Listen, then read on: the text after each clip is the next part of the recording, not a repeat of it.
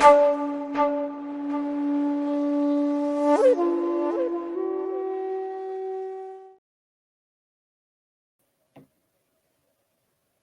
up? What's up, Lewis? What's going on, George? How are you? Doing pretty good. How about yourself? Uh, Doing okay. A little tired. I just got a new dog, so I'm fostering him. His name is Frankie, and he's a handful. He's a 1-year-old Siberian Husky, and if everybody watches Husky videos online, yes, it's true. Everything they do and say, and it's all true. So I'm very fortunate to have another husky, which is super calm, and he's always been calm. So I guess my other husky, Hondo, is not a real husky. So Yeah, um, I apologize if my voice sounds weird. Been having this issue for over a week now, where if I talk for long periods of time, it sounds like I have a cold, but I don't. It's been going on for over a week, and I don't know what it is. So um, yeah. So hopefully I don't sound like crap and annoying. no, you try any honey? This is a local remedy. I'll try that. I didn't try that yet. I Yeah, try to like drink as much water as I could, or I can, yeah, but it doesn't seem to work. So I don't know. I don't know what it is. yeah. Give that a go. It lubricates the throat, so it doesn't feel as scratchy when you're Right. sick and stuff. Yeah, it's weird. Like I don't even feel any pain or like scratchiness or anything like that. It's just I don't know. I don't know what it is. But how's everything going with you? How's the school? Want to give a plug real quick where you're from and all that Yep. fun stuff? Hello, everyone. My name is George. I've been doing martial arts since 2009. Went from Gimbukan to Bujinkan and then combat sports and pretty much do a mix of Japanese jiu-jitsu and mixed martial arts. And the name of my training group is The Warrior Forge Martial Arts Academy. If you guys ever want to check us out, if you're in the area of Oxon Hill, Maryland, and you want to try to train with us, hit me up. There's an application you fill out. I'll give you a call and see what you're interested in learning or going over and go on from there. You can also find some of the older content that I've done underneath the name What Would Ninjas Do, where I cover a variety of self-defense scenarios, utilizing Japanese jiu-jitsu to address different scenarios and give you guys some ideas of what you might have done for battlefield Japanese jiu-jitsu and then what you could do for self-defense modern time tactics as well. Nice. That's a great introduction. If anybody doesn't know George, I would say he is probably a modern ninja, if there was one. You're the type of guy who, um, trains every day, puts training as a focus in anything you do. Right? You could literally be walking down the street and you will find a way to train in that scenario. You know what I mean? So you're constantly training, constantly trying to evolve your repertoire, your tools in your tool belt. So that's one thing I admire about you is you always like, always figure out ways to like, oh, how do I make this into a training scenario? And it could be like eating a slice of pizza. Like, you know what I mean? Like, oh, I could take the pepperonis and like throw it at my opponent's eyes and, you know. On that note, there's a running joke between my wife and I got to make it a shirt sometime, but everything is shuriken. Yeah, exactly. That's Yeah. awesome. That's why my coasters are metal and sharp. Mhm. But yeah, so we're here to talk about martial arts, right? So True. I wanted to start with kind of like a funny, um, question for you, and I'll answer as well. What are your top three martial arts video games of all time? Ooh. Ooh. Okay. One a lot of people know of clearly is Soul Calibur because first of all, I was never the biggest fan of 2D fighters where you just move forwards and back. Uh, Yeah. and that was one of my first real experiences to being able to cross step and actually put it into a different plane of battle. And my go-to character on there is definitely Nightmare and Keelik. Okay. One because I Keelik was like awesome. dwarves. Yeah. The second one is going to have to be Dead or Alive.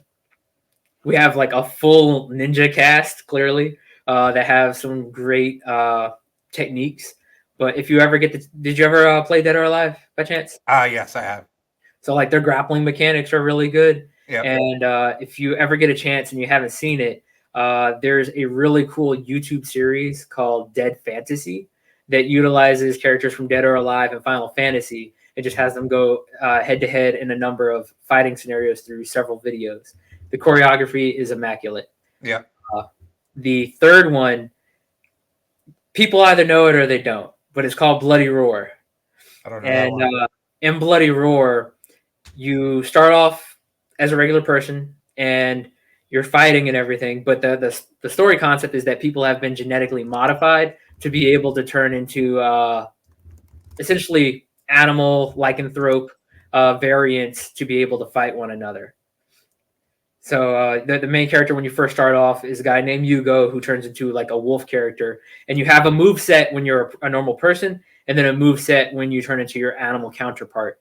So they got like the first game has wolf, tiger. You got like a beetle guy who's essentially Yoshitsune, Okay. and then you have a chameleon guy. It gets cool. Nice. Very cool. What are yours? So this is based from like what games I played the most as a kid, like in the arcades, right? So original Mortal Kombat, first one. I played a crap ton of it. Yeah. Crap ton of that. Let me see. Obviously, original Street Fighter 2. Played a crap ton of that too. And the third one is a toss up. It's probably even. It's either Virtual Fighter, or Karate Champ. Okay. Yeah. I know So Virtua Fighter. I haven't seen Karate Champ. Karate Champ is if you seen the movie Bloodsport, Yeah. the arcade game they play in that one scene, Okay. that game. So um those games I just mentioned I played in the arcades like all the time. Like that's all Yeah. I played was martial arts games. So um yeah. I don't, and it's funny because like I thought Virtual Fighter was like so cool because back in the day it was like the first like 3D Yeah. fighting game and stuff. Like there wasn't that technology out back then. And like now that I look at it, I'm like, oh my god, these graphics are terrible. you know, so the 2D stuff looks better. Yeah. So Pixel art is an art in itself, and then yeah, with how they did the mocap for the original Mortal Kombat was always impressive. yeah, Uh, I do gotta throw one more shout out to another game though, classic, Killer Instinct yeah. and Samurai Showdown. Oh yeah, yeah. Samurai Showdown was awesome. Killer Instinct I played a lot of for Yeah. sure. Yeah, I don't remember the characters though. Let me see here. Killer Instinct. You had a Velociraptor. You had the werewolf dude. You had the guy with the scorpion hands.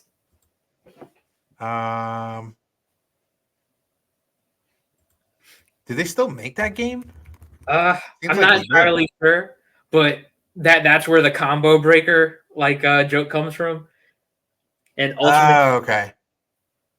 So I used to play the fire guy a lot. yeah. I And forget then his he name had though. his ice counterpart. Yes, yes. Yep. That was their version of Sub Zero and Scorpion. Yeah. And then like there was like this ninja guy with a sword. I used to play a lot. I forget their names though. But yeah. Cool.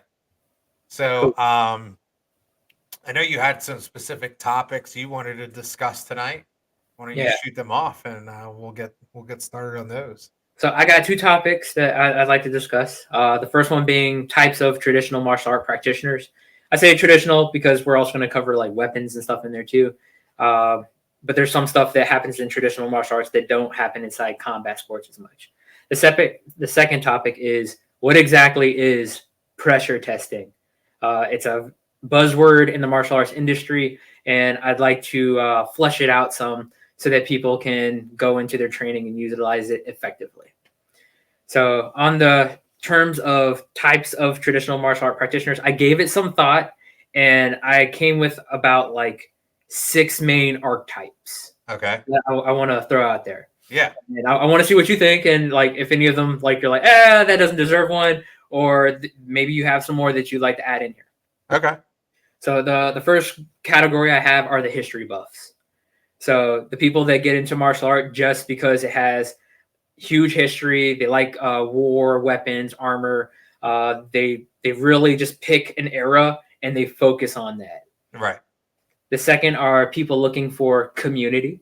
So they get into a martial arts group and they're looking to make some social bonds, and it becomes their hangout after work, and they have people and activities that they look forward to, and that might be their main reason. The next one is more so limited to Nimpo, because we have a survivalist component to it, where we go out, we do wilderness survival and urban scenario that we want to cover and be able to respond to. So you have the preppers, they get into some of the martial arts. Then you have LARPers, people who are going into live action role play. And I say it in the sense not to make fun of it, because I've also participated in that kind of stuff before, and it's fun. We all did Halloween. We dressed up in costumes and we played the character. So people that are looking for that experience sometimes still face or chase these arts. Someone that may want to be a samurai because they really attached to the image when they saw The Last Samurai. Look for their local samurai school to join. Someone who wants to be like an archer because they saw Green Arrow, then looks up archery and joins. So they're looking to fulfill a little bit of a fantasy that they hold dear to their hearts, which is fine. The next is self-defense and martial application. That's what they're looking for their focus.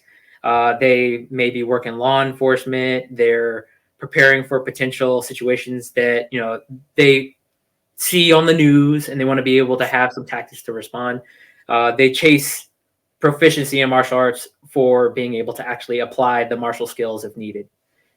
And then you have arts, stunts, and expression. People that get into the martial arts because the movie industry, because they want to be able to move like their favorite video game characters.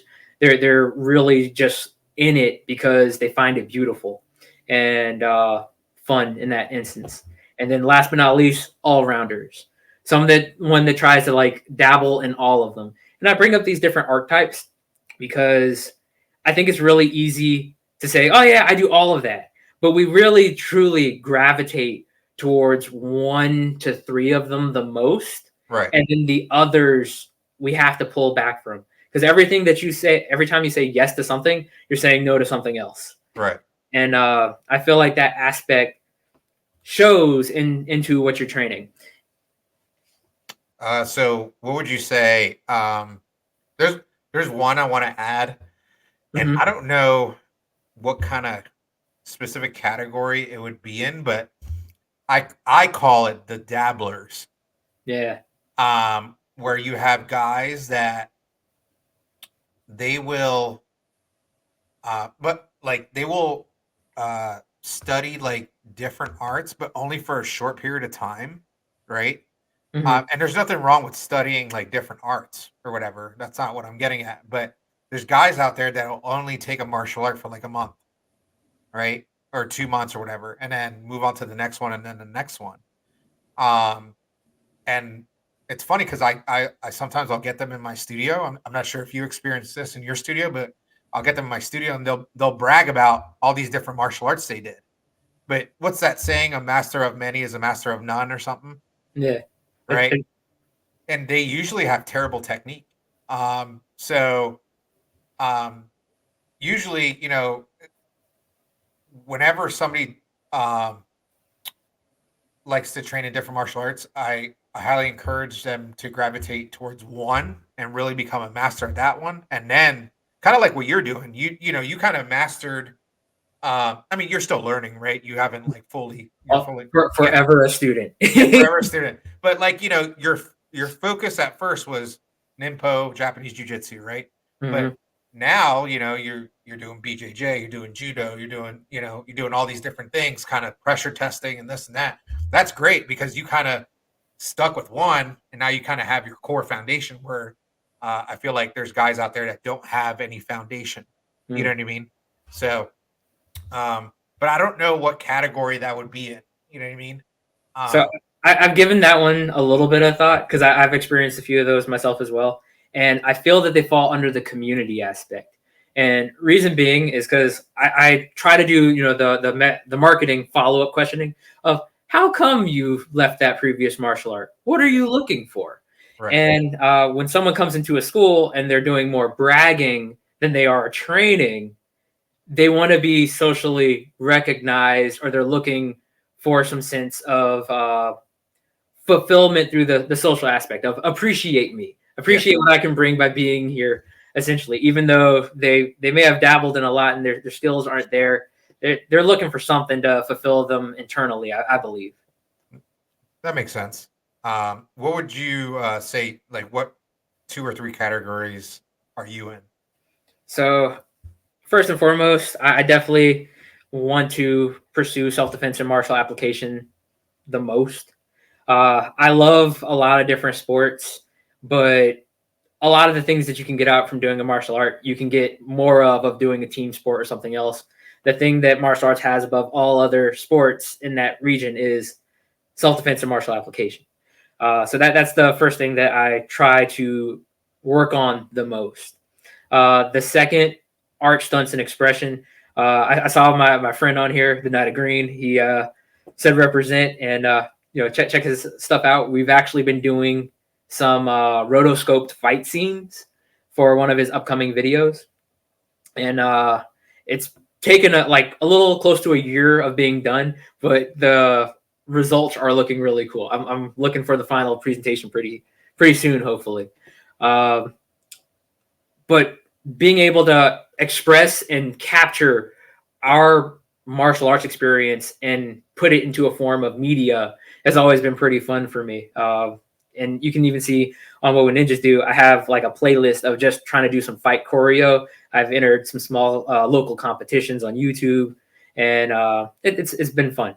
And Nice. then the last one being survivalist. I dabble in the history, and the community is always like a bonus, but I don't want to be one of the guys who just goes to Taikai's and be like, "Hey, how's it going? I didn't see you." I'm trying to chase specific topics of what we're looking for, and Uh, then go by ahead. going over the survivalist, we go over like all the wilderness survival skills. My wife actually is always teaching me some wilderness survival stuff, and we try to trade skills in Nice. that arena. Nice. Very cool. What does she do? How does she know all that stuff? So she was originally part of a group called Pathfinders, which is essentially like a scouts group for her church, Nice. and she had been doing that ever since she was a kid.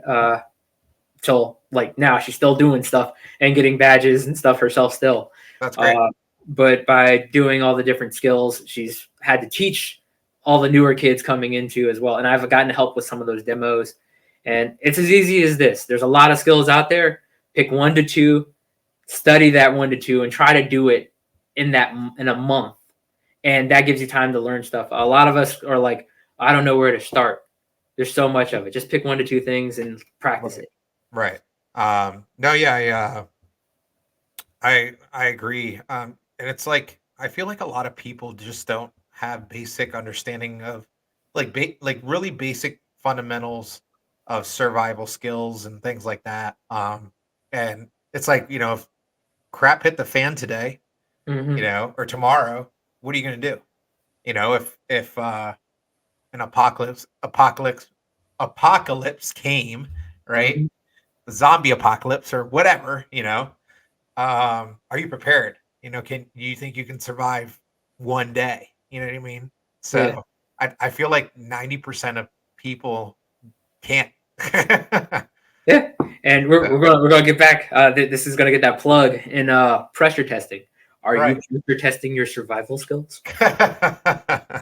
So I feel like I definitely in the community category because when I'm around like other martial arts practitioners, especially ones that are serious about training and stuff, I have a great time. Like I could literally like probably like break a bone and I'll still have a great time. You know what I mean? Yeah. Yeah, it would suck, but it'd make a good story later. You know what I Yeah. mean? Um, uh, Definitely self defense. I got into Nimpo and jujitsu because of an altercation I was in, where I was severely injured. So I previously I was studying taekwondo, and nothing wrong with taekwondo. If you take taekwondo, good for you. But it just wasn't for me anymore. I couldn't defend myself, so I was like, I need to change. Mm, Um, so and then probably probably history for sure, because yeah. I'm so infatuated with Japanese history. So, but I'm not like dedicated on one like timeline in Japanese history. I like it all. Yeah. And So I gotta say, personally, I find that extremely helpful because when we've done some of the previous workshops, and I'm like, I'm a little fuzzy on this part. Lewis, you fill that in. I'll go back to some of the like biomechanics. yeah, exactly. So yeah, guys, if you're watching and you want to ask any questions, go right ahead and type them up, and we can address those questions for you. If you like what you're seeing, please like, comment, share, subscribe, hit the heart button like 1,000 times. It like drives the algorithm up and stuff like that. Yeah. So, um, what would there be? So, would you say martial arts is for everyone, or are there any examples where martial arts isn't a good fit for someone? Good follow up, and this goes into my next point too. So after I've listed those several categories, there's two overarching categories that tackle that, and that is athletes and non-athletes. So I had to go over this with a friend of mine not too long ago. That when studying martial arts and you want to do it for self defense and martial application, you've got to be an athlete. You have to see yourself as an athlete and do strength training and aerobic conditioning so that you actually have the base attributes to be able to apply the skills that you're spending so much time and money to even learn.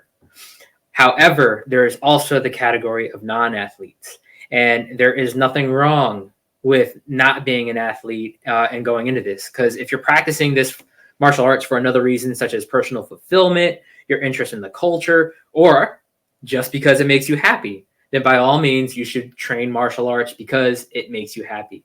The important part to understand is why you're training and to own your why.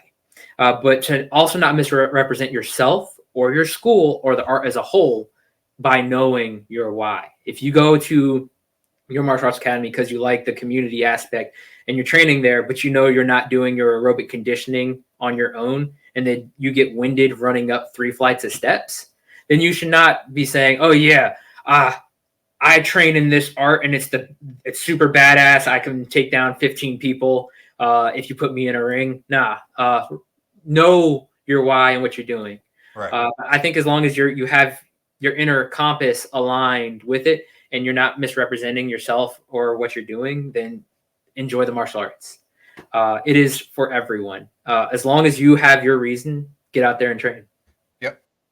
Yeah, I agree. Um, I would say to that is, um, if you have like a bad um, agenda, like for like if you're training in martial arts to like hurt people or whatever. I haven't really come across that though. Maybe like one time, and we don't allow that in our school. So um, I'm usually a pretty good judge of character. So if you're taking martial arts to like intentionally hurt people or whatever, obviously that's not a good fit. Um, or this is since I teach a lot of kids. I feel like if you're a parent and you're just putting your kids in martial arts so you don't have to parent, Mm. that's it's always going to be a failure, because it takes the school and the parent to be on the same page, to get the kid molded into what you want them to be. But if it's just the school working at it, but you're not doing anything at home, it's not going to work. You know what I mean? Or vice versa. If it's if it's the parent doing all the work and the school's not really doing anything, that's not going to work. You know what I mean? So it's a partnership. So I think in those scenarios, it's it might not be a good fit for someone. Yeah. Yeah.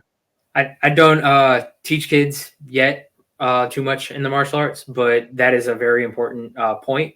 I do teach wilderness survival programs to families and parkour as well.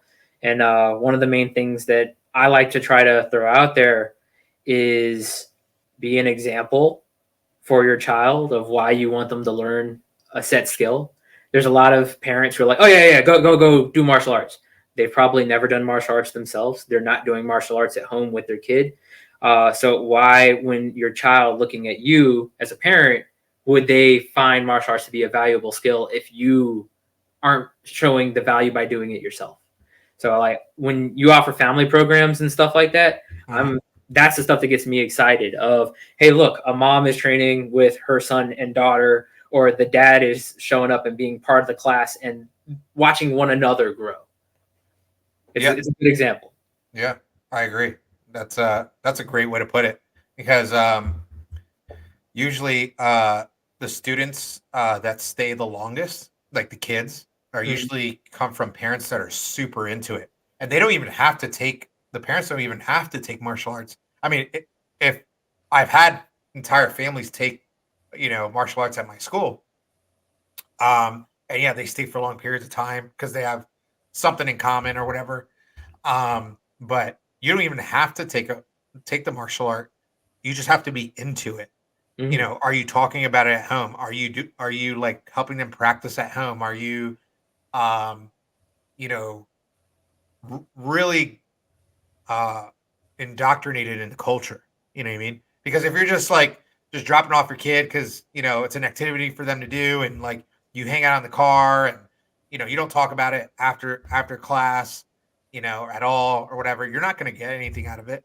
You're really not, because the kid is only uh by surrounded around us for what, 2 hours a week. Mhm. I mean, they're with their parents most of the time. So, you kind of have to indoctrinate it in your culture at home. And those are the students that get the most out of the training, because they really get into it. Um, so yeah, but It's real support. yeah, exactly. It's all the support system. It takes a village. Yeah. So, but yeah, what was the other topic you wanted to talk about? Pressure testing. Oh What is it? yeah. So if I were to ask you what is pressure testing, I've never heard of it before. How would you describe it to me or define it? uh, in a martial arts sense, right? Yeah. Pressure testing is, I would say, testing your martial skills in a live action scenario. Cool. So we've got an overlapping definition here. Uh, so I bring this up because pressure testing is a term that's thrown left and right. It is the buzzword right now for martial arts academies, self defense classes, many different things. It ranges from people saying our martial arts system has been pressure tested towards techniques being pressure tested. But what exactly does it actually mean? Before we break that down, we first have to define what is pressure and testing, and what the parameters are for it as well. So for the parameters, I like to bring up targeting, power, speed, skill, and intensity. Those are the five things uh, that we end up like modifying for our safety. Now, all techniques work and all techniques fail. context is king. It's essential to understand that all techniques can work, but it depends on the environment and the variables involved, especially in sparring when safety measures are being adjusted for safety. So when we spar, we often change things like power and intensity so we don't end up hurting someone. Very easy with striking. But this also changes the effectiveness of certain techniques and strategies. For example, a strike that might be fight ending in reality, such as we're in a clinch and someone chips an elbow and it clicks on the chin, but we're pulling it, we're doing like 10, 15%, where that would have been a good setup for your underhook to a throw, or it could have actually knocked someone out. Mm-hmm. Striking is seldom respected as much in some free sparring when grappling and submissions are made the fight enders. Because if I were to say, okay, striking's allowed, but in a real like MMA match or self-defense scenario, striking equals a potential knockout or a setup to a throw or takedown. But you can't knock anyone out if you're training safely. You can jostle them, but that might not yield the exact result you're looking for. Right. And then that follows up to what is pressure. So if all techniques can fail and all techniques can work depending on the context that they're in, what is the pressure? So I say let's look at pressure from a physics perspective. When engineers test materials, they examine how much pressure something can take before its structure breaks down. Did you ever build a bridge model in high school? I don't think I did. No, I don't think I did. I went to a STEM academy, and when we did that, we had to use, I think it was balsa wood, and make different types of bridges. And then we had a machine that would apply an amount of pressure to break the bridges. That's pretty cool. And we would find the breaking point in which potential structures were the strongest. Huh. But I bring that example up. Hopefully some people can resonate with it. Each could withstand different amounts of pressure before collapsing.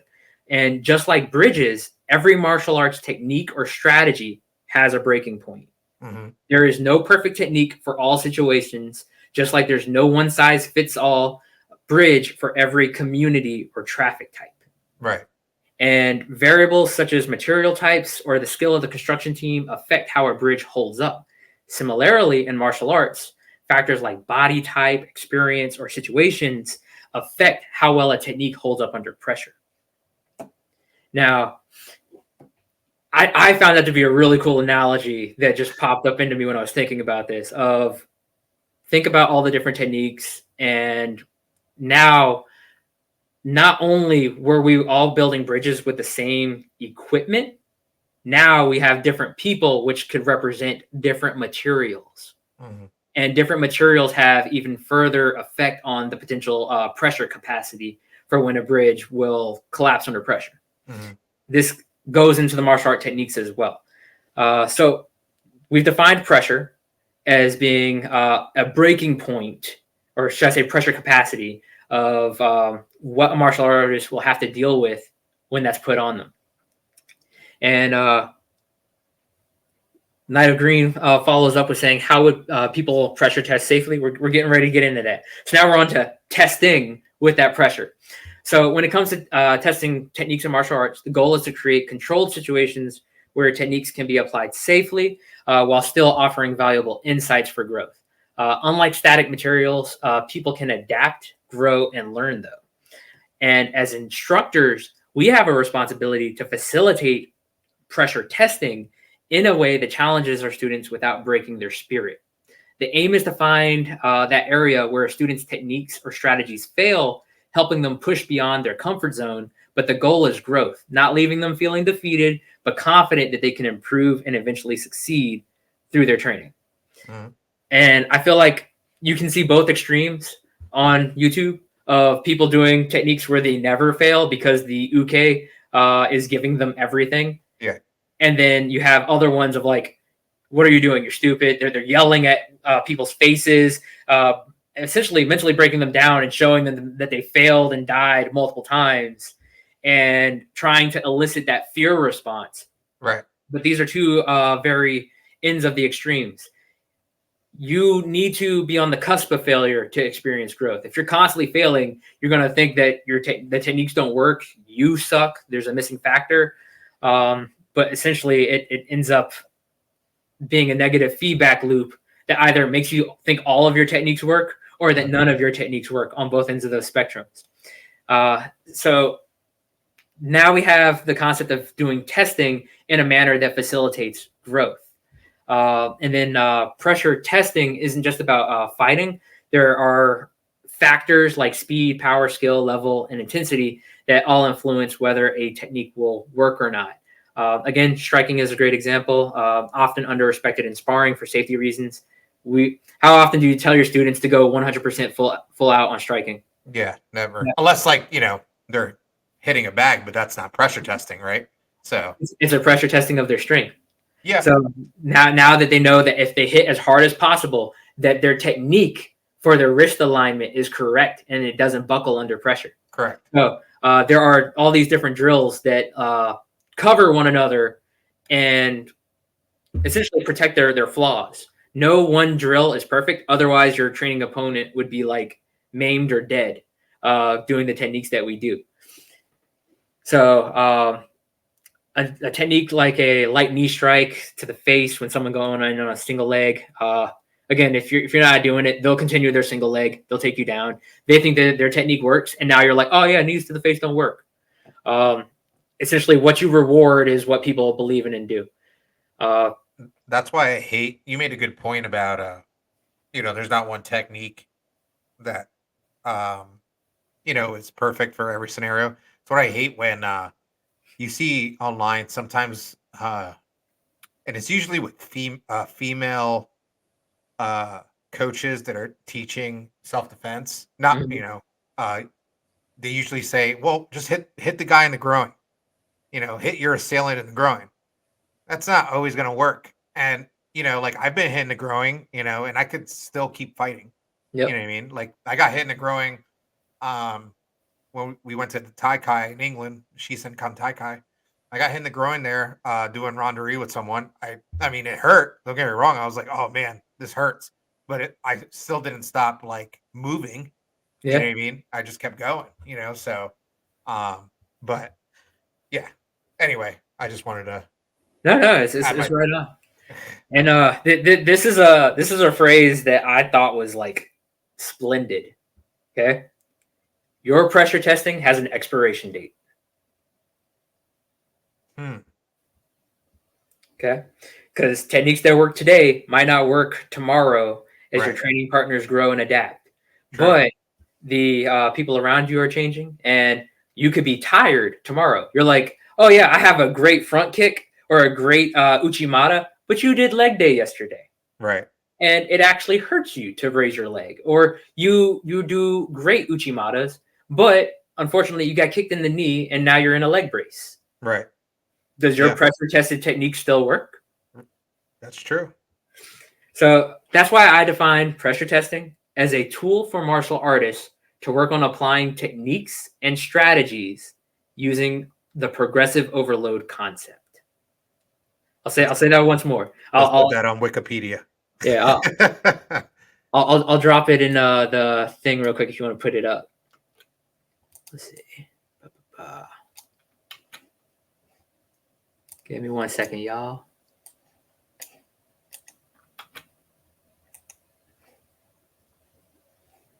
If you want to drop that where it pops up, Lewis. There we go.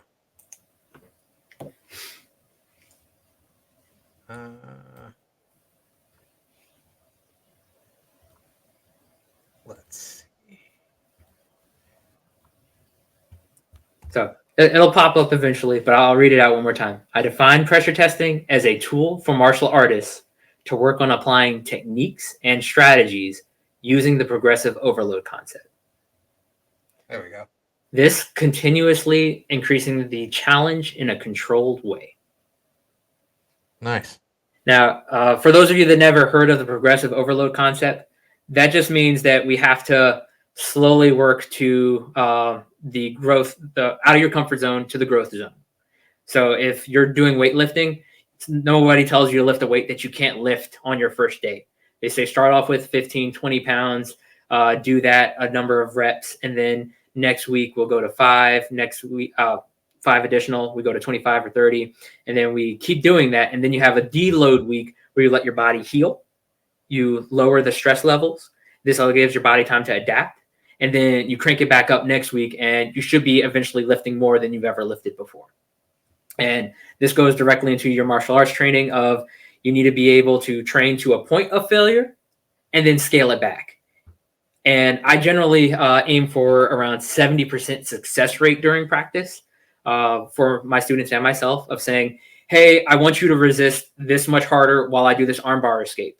If my armbar escape is failing a lot, hey, could you lower your resistance intensity a little bit so that I can work my armbar escape to eventually like a point of success, and then I'll figure out some of the minor details, and then I say, okay, I need you to increase the resistance again, and we push to that point of failure because essentially it ensures that you're pushing outside your comfort zone while still refining your technique. You want enough success to build confidence, but enough failure to learn and adapt. Right. I would agree. This goes to my next question or point. And I think you've competed tournaments. You think they're good for pressure testing or no? I'm having one. I'm having an in-school one in October. So, which by the way, you and your school are invited. Cool. If you guys want to come in and compete. So, I didn't mention it to you before because I didn't even think about it, to be honest. But yeah, you guys are more than welcome. I can send you the link so you guys can go over everything or whatever together. But do you think it's good or bad, or what are your thoughts on it? Okay, these are my thoughts on competition. Competition is a form of pressure testing. It is randori. It is a tool to further yourself as a martial artist. However, competition is not for everybody. Mm-hmm. I will be upfront. Competition clearly has a higher likelihood of injury with what benefit? $5 medal. And then eventually, depending on your combat sport that you get into, it may have a higher return of your investment.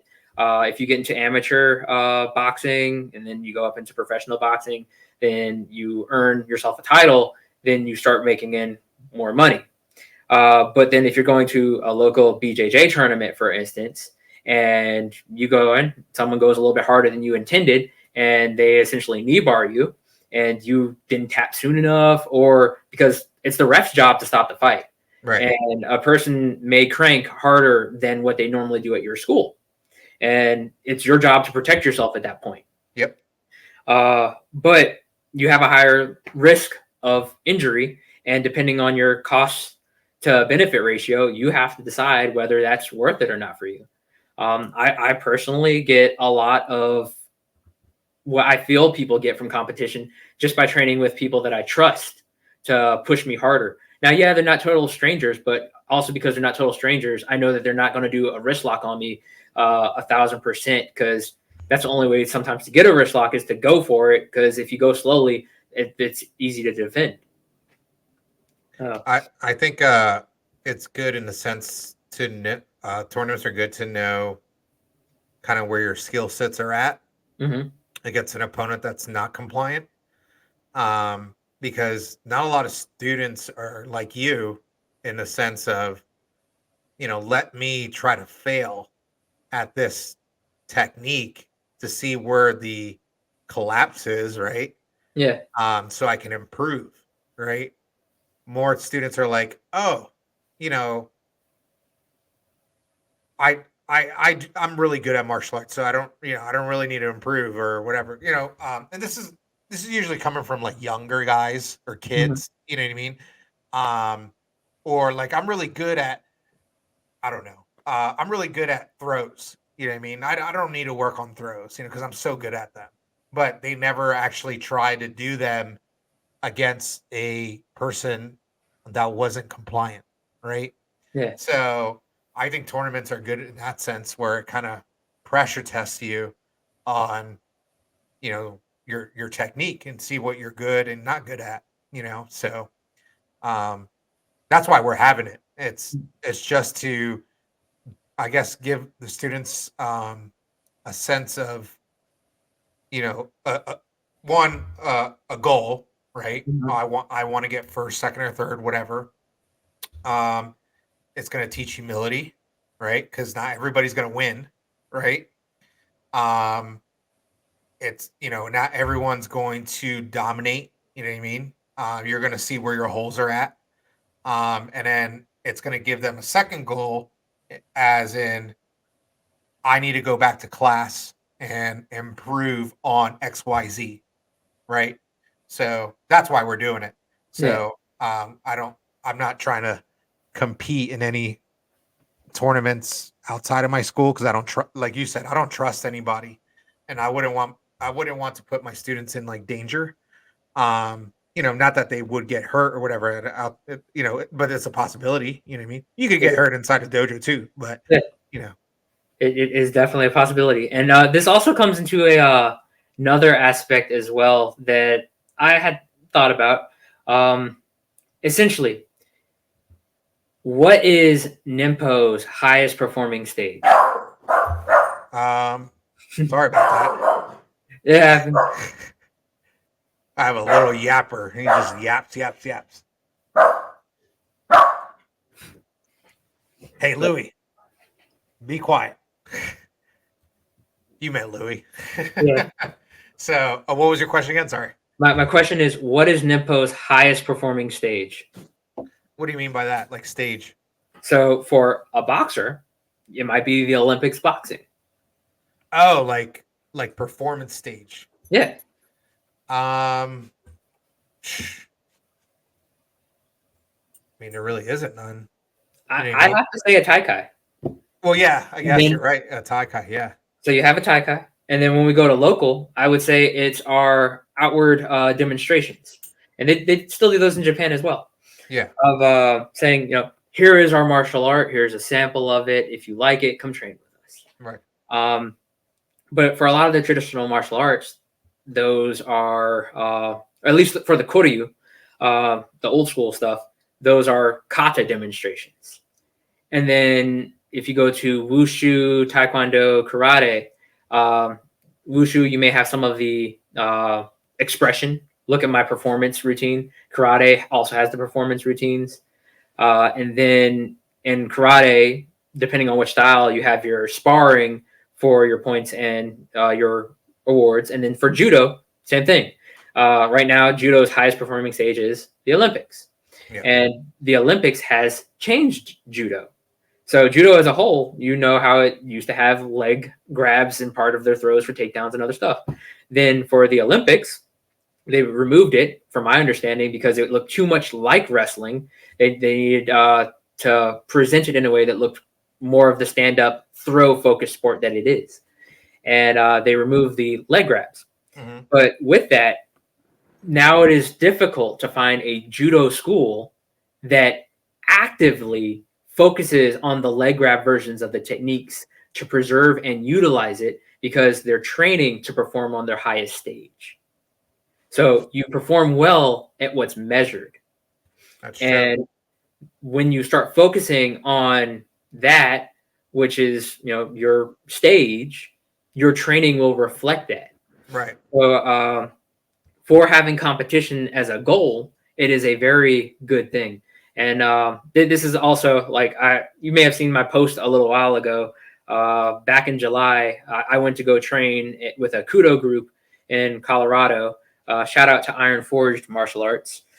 And essentially, I found Kudo to be a really cool platform to express Japanese jiu-jitsu through. It's essentially Japanese mixed martial arts, where you have a protective head covering and you wear the gi.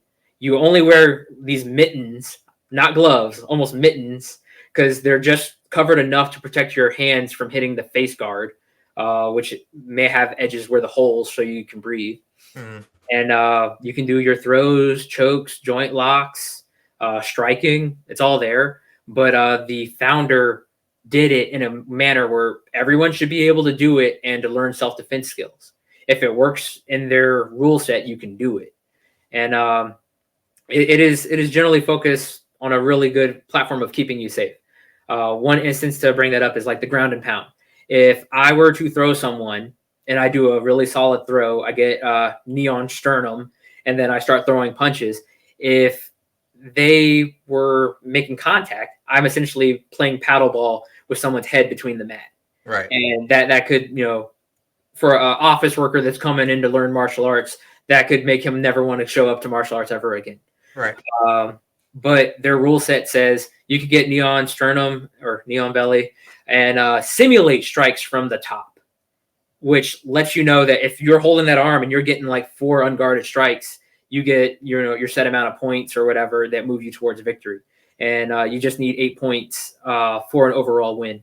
If you're doing striking and you jostle someone so hard they fall down to a knee, you have a down, so that they have a chance to make sure that they didn't get a concussion before you continue going down to the ground to choke them out. So they have a few like different stops where it is a mix of karate and judo rule sets to try to bring out all the different phases of combat, being striking, clinch fighting, and ground fighting. Nice. How did you do personally, like with the randori there? I did pretty good, but I also got wrecked pretty good. I'll be upfront. There were two factors to this. One, I'm from Maryland. This is sea level, and Colorado, being the mile high city that it is, I did not believe in the altitude effect. But I was doing fine walking, hiking. But then once you're like fighting, and someone else might be sitting on top of you, further restricting your breathing with a mouth guard in and the face covering, I felt like a white belt. Cardio wise, it was very intriguing. When I came back, I felt like I had superpowers breathing though. You were in the hyperbolic time chamber. Essentially, but I did the research, and it takes about a solid month of living in Colorado for your body to make the adaptations of producing more red blood cells and plasma so that you can actually make use of the thinner air there. Wow. So I only had a week. So wow. It was tough. But technique-wise, the technique knowledge was pretty similar. We covered a lot of the same stuff. Their clinch fighting is a little different, and I had a lot to learn, and I got homework that I've been working on immediately since I got back. Are you going to go back? Yeah, definitely. Yeah, that's awesome. I found them to be a great group to train with, and right now, if someone asks me what I train in, it's Japanese jiu-jitsu and Japanese mixed martial arts. Wouldn't it be cool, like, if the politics got thrown out the window and all the Nimpo schools, like, or organizations, I say, not schools, but schools too, but organizations, schools got together and like pressure tested? Yeah. And honestly, from the groups that are out there doing stuff, there's tons of groups that aren't posting it. I'll just be upfront about that. They're definitely out there. I've been part of them. I've met some guys. And then there are the groups that absolutely put their stuff out there, like Stephen Hayes' school. His group, they went and got BJJ belts as well, and then brought back their stuff. I'd say any traditional martial artist that's worth their salt has done enough randori and is looking to improve what their randori can offer themselves and their students by learning from what the other people are doing out there and incorporating it into their own training. Interesting. What's your favorite, I guess, randori drill, or yeah, what's one of your favorites to do? I want to list two. I know you asked favorite, but I want to list two. One of them is called 2 for 2, and you can go more later on, but it starts off as 2 for 2. And essentially what you do is you throw a 2-chain combination, and the person then has to defend against those two and then throw their own 2-chain combination, and you have to defend. So it's a back and forth and not choreographed. You don't tell what you're doing. Right. You can throw any combination and then work on from there. Then the next phase of that is to tie in a tie up. So I throw my 2 strikes, the person defends, and then I have to go to a clinch position, preferably the superior one. And we go back and forth. It's a drill that teaches you how to close distance, how to get a tie up, and get to a position. The opponent's job is to defend and to try to prevent that tie up. So you essentially get to work on your striking and clinch control. The other one that I like is really good for beginners is shadow sparring. Have Yep. you ever done that before? Yeah, we do that at our school all the time. Yeah, just having that like distance where you can't hit one another, but you can throw all the combinations, be able to check, and then this is where it gets different for people. You have to still incorporate throws and ground fighting.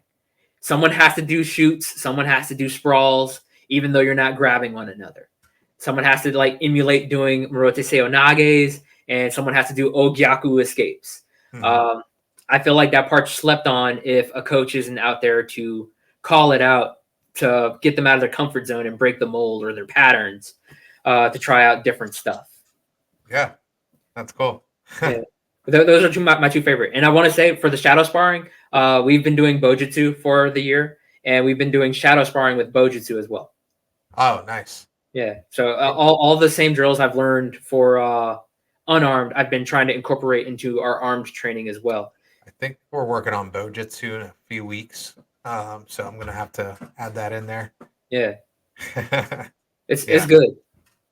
And the students had said they were enjoying enjoying it as well. I have like a few last notes I wanted to get out the way about pressure. Yeah. Go ahead. The ultimate goal is to apply your techniques confidently with a high likelihood of success against a similarly skilled or less experienced opponent under near full to full resistance, whether in training or a self-defense situation. And I'll break that down one more time for it. The goal of pressure testing is to develop confidence in yourself and your techniques and strategies. This should be done effectively against someone of similar or lower skill and experience. And I have to say that because you should be training with three skills of people. People who have no martial art experience, so you can see what the untrained response is to your techniques. People of lower skill than you, people of similar skill than you, and people of higher skill than you. By training with people of lower skill than you, your techniques have a higher success rate. You can gain more confidence, learn how to be able to do stuff, and try new things. If you try new things with people similarly skilled than you, they're not going to have a high success rate. You won't develop the confidence to use them and incorporate them into your game plan. Then, after getting enough success with the lower skilled people, you start teetering those skills and strategies into people of similarly skilled. So then you can have a higher chance of success. You're trying new things that you've developed confidence in. And then training against higher skilled people, generally you're focused on survival. A lot of the techniques that you're trying to do against them may just not work unless they let it work because they're trying to push you to that point of failure. But then that is not their near full to full resistance anymore. They're leveling it down to be able to work with you. So it's important to have each of those training partners with you to eventually push yourself to progress with it. Yeah, I couldn't agree more. That's a great way to put it.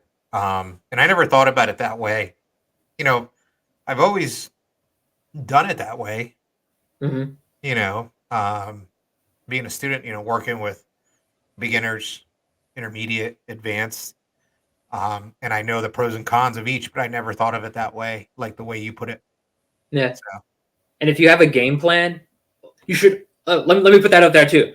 You should always have a game plan going into your pressure testing. It shouldn't just be like, oh, let's wing it and see whatever I can get. Nah.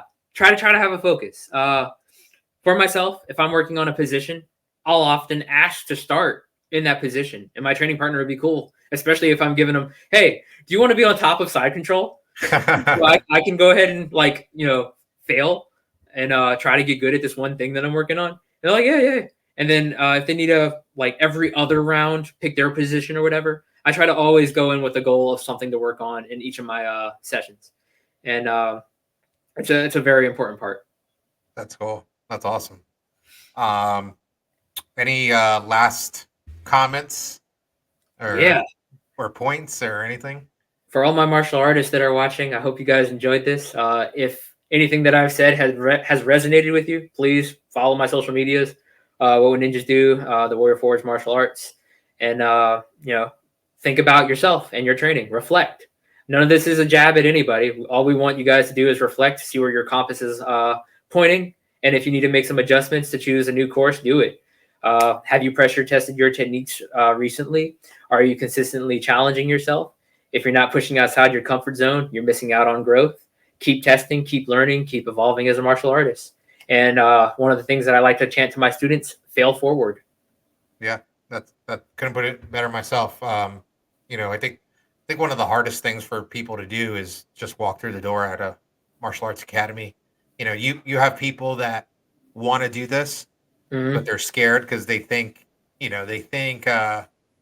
martial arts is like the movies or like Cobra Kai or stuff like that, and it's not. Um, if you find a good school, you'll find a good community, people that want to help you grow as a person.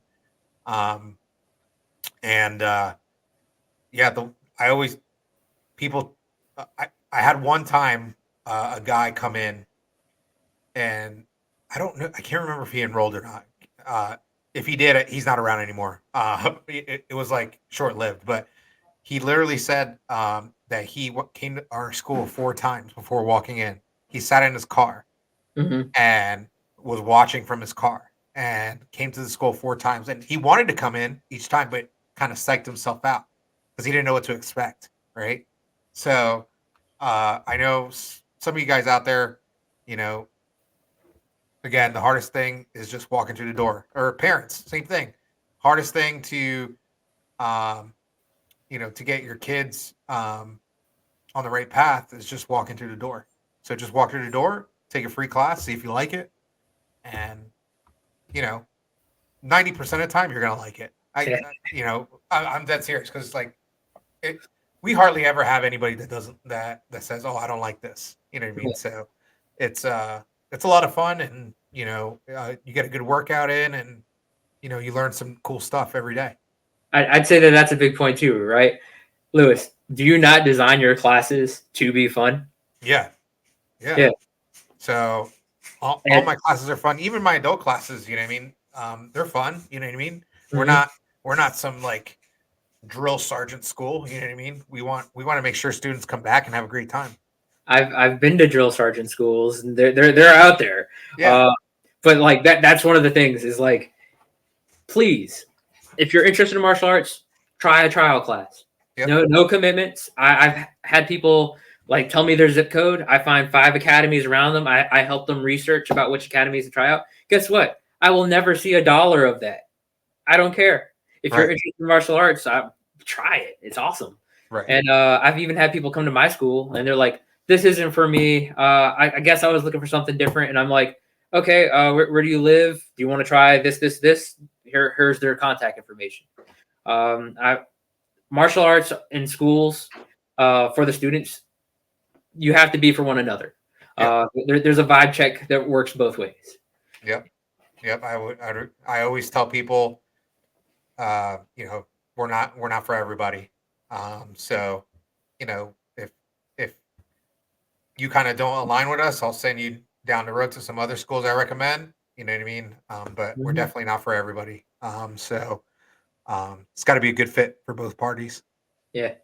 So, well, thank you guys. That was a great show. Thank you, George, for being our guest this week. Omar couldn't join us today. He had some family stuff going on. So, but we'll be back not next week, but the week after. And that's about it. Hopefully, you guys enjoyed the show, and sayonara. Sayonara.